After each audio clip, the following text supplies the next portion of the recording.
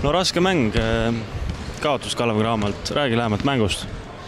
No meie meeskonna keskmine alus on kuskil 20 ja eelarve vahe lihtsalt nii suur, on nii võimsad. Raske on nende vastu alati olnud. Samamoodi Rocki vastu, nad lihtsalt võimsamad meist. Kogemusi pole nii palju. Et vastase pikkadega on palju probleeme.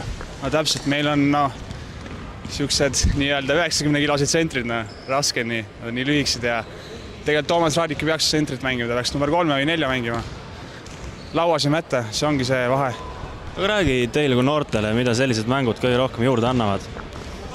Just tugevamate ja kogenud vastastega. Kõige rohkem kogemusi, see ongi nagu see muud ei midagi.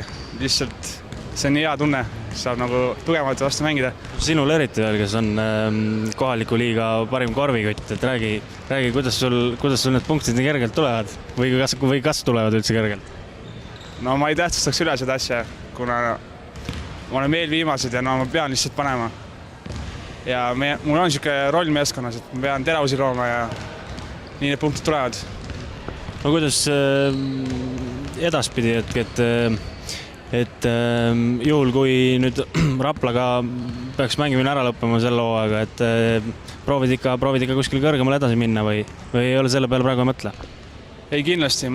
Juba eelmine aasta tekkis väike variant ja viimane aasta koolis, siis vaatab edasi. No selge. Kindlasti kuskile mujale. Okei, aitäh, edu!